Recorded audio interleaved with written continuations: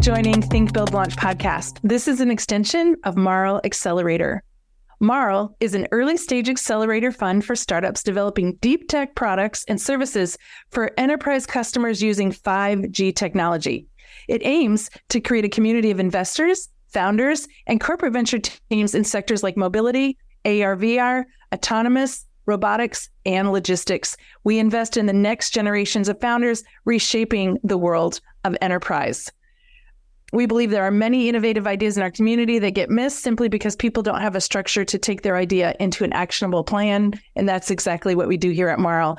And boy, talk about enterprise expertise. Our guest today, Abdul Kasim, is CEO and co-founder of DisplayRide, which is a startup focused on delivering safety solutions for the mobile gig economy, while also crowdsourcing public data in this valuable in several market opportunities.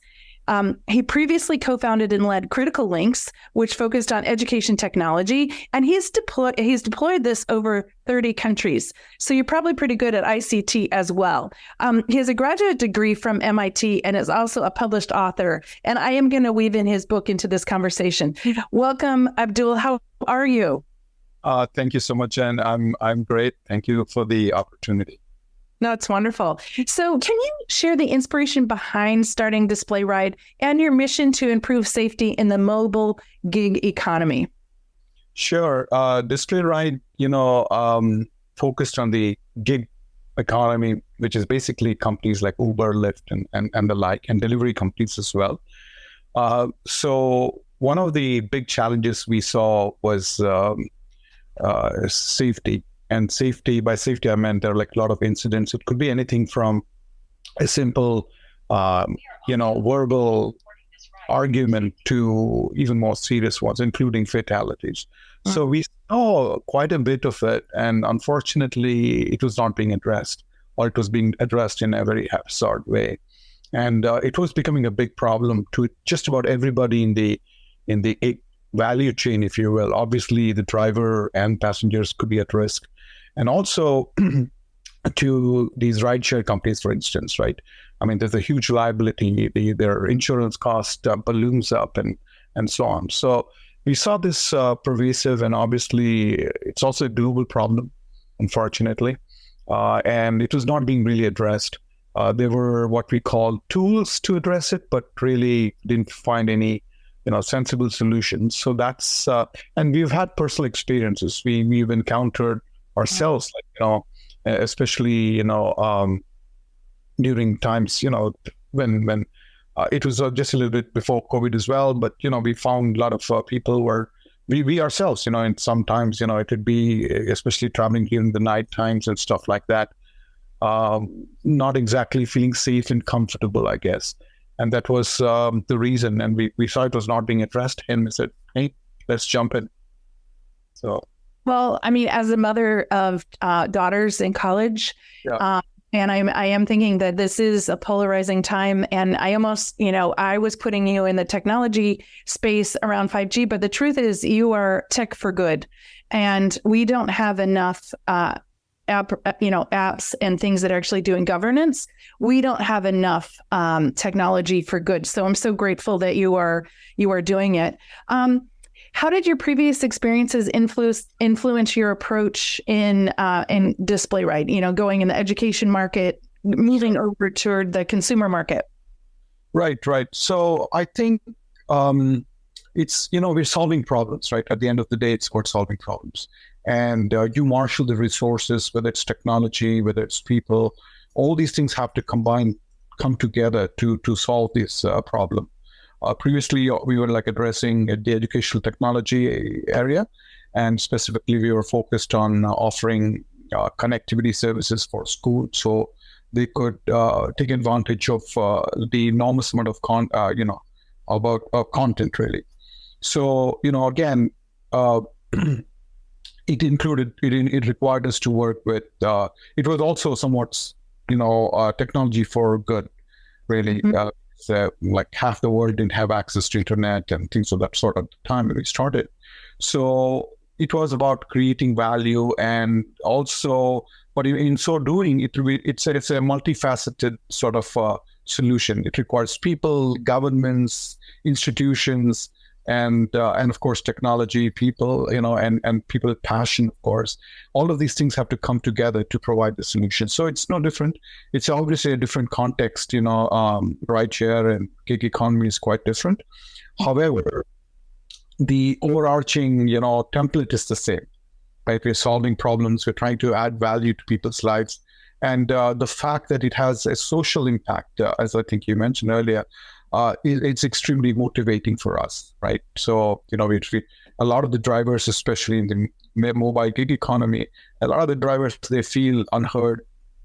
They feel they're not taken care of, and they have to use, like I said earlier, they have to use tools to solve these safety problems, and that's pretty complex, and so on and so forth. So we're trying to add value in, just the entire thing, and I think our previous experiences helps us to sort of help understand that, all these, any meaningful solutions and any effective solutions would require a lot of these things coming together. Wow. Two things are occurring to me. One is that, I used to be against autonomous cars and kind of sensitive around cruise. But after talking to you, I'm almost thinking like we might actually be safer in an autonomous car. But the other thing that comes to my mind is the idea of creating strategic partnerships at that level must be pretty challenging. And, you're a seasoned technologist. It sounds like this is just another day in the park. Are there some fundamentals about creating relationships at that level that could be really good for our listeners? Yeah, absolutely. I think partnerships are essential, right? In any endeavor, especially when you're trying to solve big problems, right? Like there are about roughly 3 million drivers in the US and about 20 million around the world. So it's quite a large, and like I said, solving it effectively requires many components to come together, right? The economics have to work, the regulations have to work, the technology obviously has to work, the people have to work, all these kind of things, right? And it's almost impossible for one entity to do everything. So necessarily we'd have to come together. The area that we are currently focused on, I would say not an area, the sort of emerging gig economy, if you will, right? It is still emerging, and it's pretty, it's still not very clearly defined. It's all people working half part-time. They're not, a lot of the people who work in this economy are also not considered employees. They are like operate as independent contractors and so on and so forth. So the rules, the regulations, the structures, the ancillary services are all sort of not properly formed yet. So it's still industry in transition. Inevitably, it's going to grow, and we are very proud to be at the forefront. But especially in an area which is not very clearly defined, even the insurance, literally, all dimensions of the problem are still, but that's also a very exciting time, because you're able to define your, with other partners, define solutions which are, didn't exist before, and learn from the existing, challenges and existing issues that we have had with existing more solid economies, if you will. So the gig economy presents a pretty unique opportunity for us to collaborate, and inevitably, I think you have to partner with people who have similar visions. I think that makes it easy. For example, insurance, right? So insurance is a very old industry, very set in its ways, and so on and so forth. But the gig economy has its own sort of peculiarities, right? So force fitting these old solutions is extremely challenging. It's not very efficient. It's a lose-lose situation all around. That's how we see it. So, but we have new players coming into the game, but they have to sort of navigate through this complex maze, undefined mostly, and so on and so forth. So working with all these entities but they're all, at the end of the day, want to contribute, want to make a difference, want to add value. So having people with similar aspirations, I think, is extremely important, and helps you align and sort of develop very creative solutions. So I love that you're tackling a huge question that a lot of people might think about, but they aren't actually designing structure around. I can see how you do that as a technologist, but now you're throwing in the layer of entrepreneurship. So what are 3 things that you've learned as an entrepreneur? Or can you create a delineation between being kind of a chief technologist to being an entrepreneur and how that's different for you? Sure. Entrepreneur, I think, obviously is a broad-based, again, not clearly defined, yes. I would say, right? I think most fundamental for me was the ability to formulate a problem clearly, right? It's said that, having the ability to articulate a problem very clearly is half the solution. And that's so true, right? Mm. So I think it's really important to have that ability to, like I said, we jumped from, in my personal journey, I have moved from earlier I was in telco, networking, and education, and now I'm into rideshare, completely different industry, so to speak.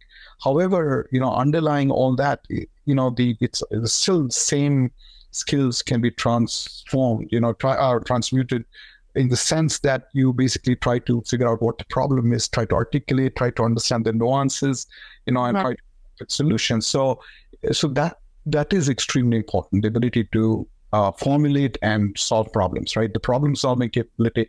And you need to have, I think, that inherent desire to do that. Like, hey, you want to, solve problems. I think that motivation is necessary. So I found that to be extremely, and it carries on, like I said, independent of the industry that you work in. The other aspect I think I learned is you will never fully know exactly what you're getting into a lot of these things, right? I mean, because these problems, especially as you noted earlier, are pretty complex. They're multidimensional, and it involves a lot of things. So if you sit down and try to solve the entire problem up front, first of all, you won't know what are the entire thing, right? So it's extremely difficult, but also it's sort of, it'll paralyze you, right? And you won't even know, you're probably not even addressing the real things. So the key thing, what I've discovered is you need to dive in. Like, you have some idea of the problem and so on, but you dive in. And as you navigate, you discover, new aspects of the problem, and new ways to solve it, new connections. I mean, there's an entirely new world, really. I mean, if I look back, maybe 2 years, 3 years ago, and what we're doing now, I think it's almost impossible to predict we would be doing exactly what we're doing, because we were not even aware of a lot of those things. So one of the things is, for entrepreneurs, I think is important. You have to sort of dive in. Once you do, you discover, and you obviously have to have a sort of an open mind, not very fixated.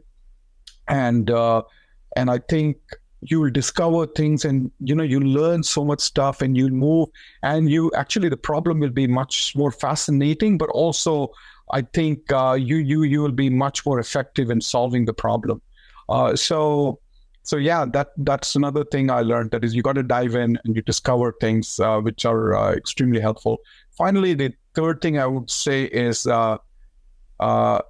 adaptability, right? You need to be adapting, because, like I said, anybody, how much ever you think you really don't. You know only limited stuff, and having the ability to understand the bigger picture and navigate it, and not be fixated on a certain way simply because that's where you started, I think is extremely critical. In fact, that's how innovation and so on, it sort of opens up the opportunity. So yeah, those are the things that really, I think I've discovered personally. I think it's been one. I think what's so exciting is that what we were just given was kind of a guidebook in terms of the principles around ability to communicate a clear problem with that articulation.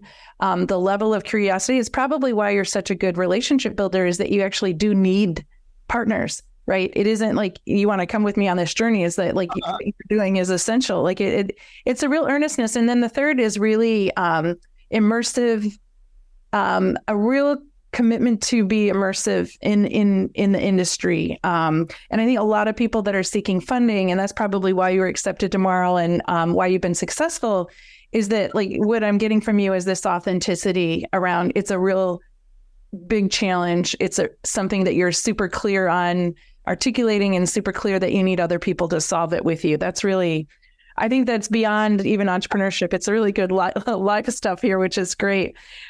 What's interesting to me is that, you know, when I looked in, you're so humble, and he wrote author. So I had to do the research and find out, what did he write? And so he wrote Delivering Carrier Ethernet, Extending Ethernet Beyond the LAN. Two things with that. One is that the idea of delivery, you know, you really care about how things are carried, whether it's information and or people. What was it like in terms of that book and its impact? And is there any connection? Is there any way to draw any lines between that and what you're doing now? That I wrote the book a while ago, actually. But you know, again, the motivation was that, you know, there were a lot of technologies and a lot of confusion, I would say, and so.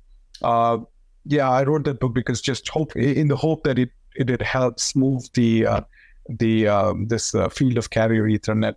You know, now it's like a commonplace, right? Without Ethernet, we don't exist, literally. So yeah, that was the motivation, and of course, I wrote one sort of a really awesome thing for me there was I had the opportunity to work with Dr. Bob Metcalf. He's the guy who invented Ethernet. So. That was, you know, a pretty good shot in the arm. But more importantly, right, beyond the technology and so on and so forth, the technology was very complex. And again, and another lesson was I had a lot of co-authors writing, you know, because each one is a life's work, literally.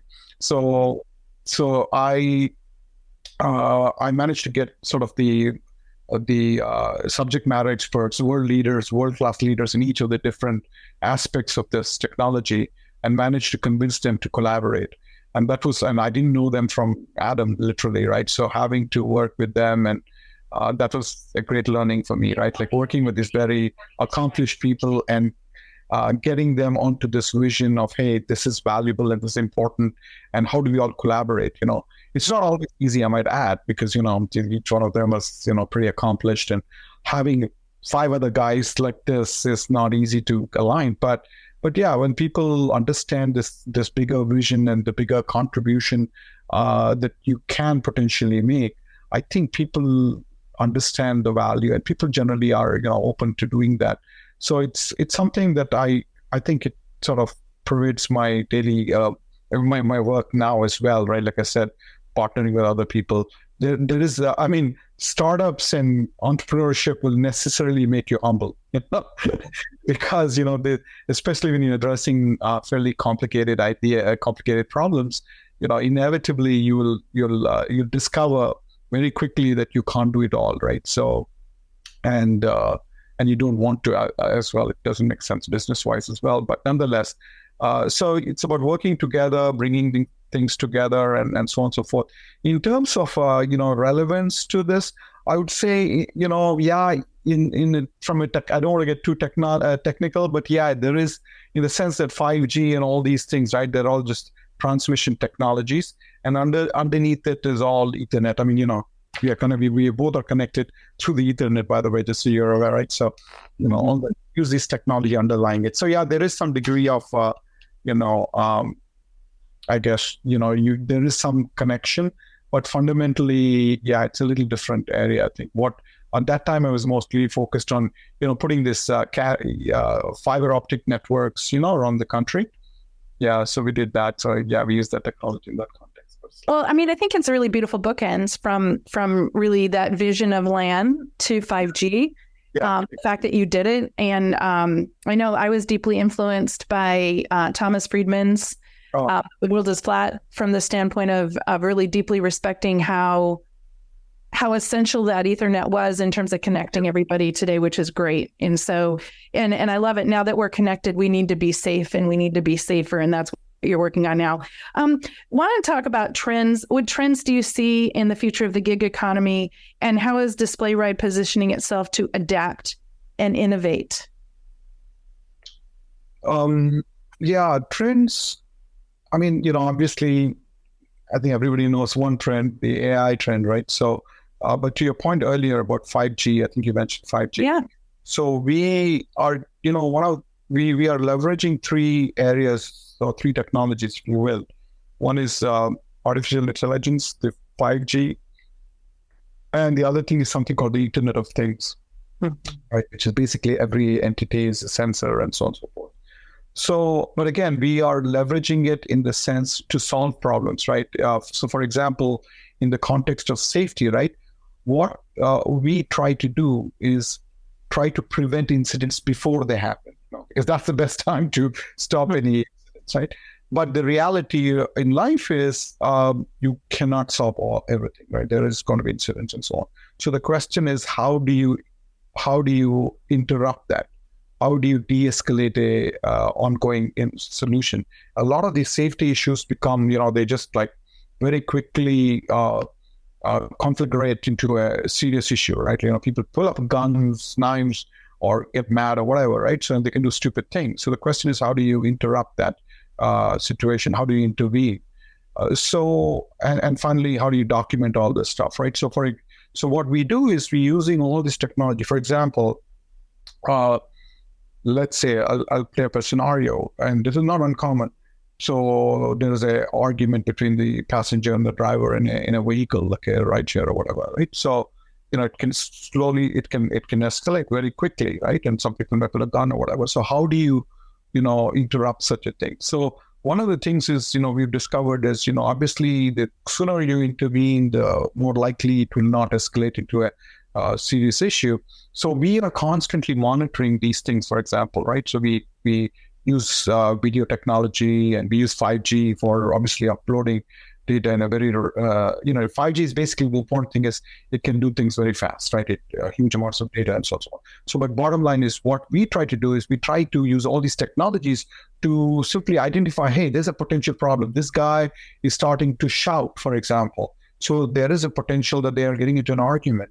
How do we, kind of get involved? How do we create alerts? Call 911 so somebody can intervene. And that is extraordinary, because if we are able to do that, it could mean the difference between life and death in lots of instances, unfortunately. But it's extraordinary that we are able to do that, right? So in a nanosecond, we are able to discover, like, hey, somebody is getting really, this could translate into a problem. Now, of course, there are, in real life, there are serious problems to implementing such a sophisticated system. For example, let's say somebody's talking loud, and it may be a cultural trait, right? Some languages, let's say German, that generally comes across pretty rough.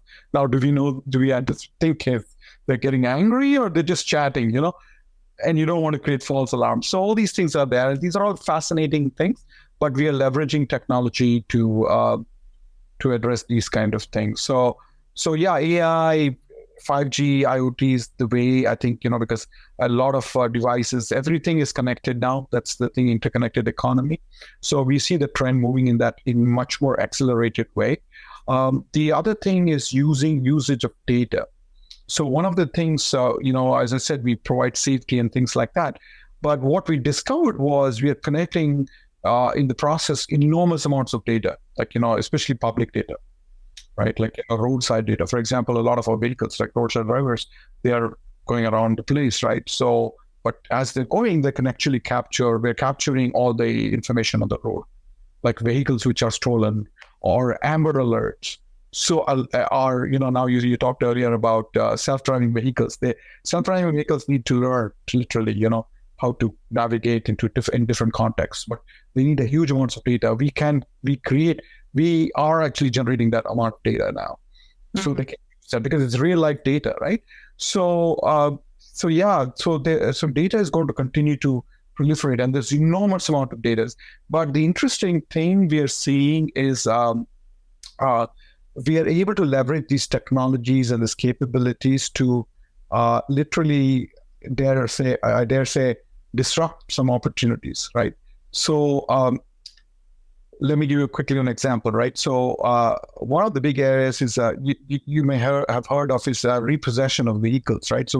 So a lot of vehicles on the road, right? I mean, everybody, a lot of people buy vehicles, taking a loan and so on and so forth. a lot of times, if you don't really repay the loan, what happens is, the banks or the institutions will try to seize them. But the reality is you don't know where these vehicles are and all that stuff. And that's a big issue in the market because especially with the economy and all that stuff, it's a big issue. So the challenge is currently the way they try to figure out is they mount these massive $30,000 cameras, and people just go around play all over the place trying to capture everything that's happening, all the vehicles that are going. And then they may find, hey, those 2 vehicles, they're wanted. So then they know, and then they go and try to tow it down and all that stuff. It's a complex, and that's a model today. And they use huge, very expensive cameras, dedicated people, and all that stuff. In our stuff, we're already doing that for nothing. Our drivers are going anyways. They're driving, dropping people, dropping, food or whatever. So we're doing that. But, so we are able to completely transform, right, that industry, because what they take, what they take like $1, we can do it for pennies on the dollar, right? So it changed, dramatically changing that stuff. So we are really excited about leveraging these technologies and these opportunities. But what that also means is it's not easy because these are all like entrenched industries, markets, with their own value chains and all that stuff. So we are sort of disrupting that. So DisplayRide, we're extremely excited about these kind of prospects. We went into gig economy, but the value of what we are doing in the gig economy can be also leveraged in other industries and other markets. And that's extraordinary because now we are questioning, or at least trying to disrupt the traditional, the boundaries don't exist. And, there is a lot of interaction. There's no the markets are sort of fluid. So these kind of trends will just carry on in other areas as well as technology proliferates in other segments. So I think that's extraordinary, and we are able to add value at very less. So now it becomes very inexpensive, and to do in the other industry that will hopefully, in addition to making DisplayRide successful, more importantly, or as importantly, it also means that the banks will charge less. It has a lot of impacts down their value chain and so on and so forth. So we are very excited about the ability to disrupt. No, it's incredible. I mean, I think about, like, when I think of Google Street View, I think of the intent is, what does it see? What's it intending to see? And what you're really talking about, what's accidentally seen, where there's a value. And I'm sure I'm not giving it justice, but that's just amazing. One thing is, the Google View is like taken once in like one year, 2 years old or something like that. We can do stuff in real time because our devices are all connected, like 5G. Yeah. Connected, right? So we can do it in real time. So for example, let's say that tree has fallen in a road. We can notify the local authorities like, hey, there's a tree fallen, so you need to take action. So those kind of things changes the ballgame completely. So autonomous contextual intelligence or something like that.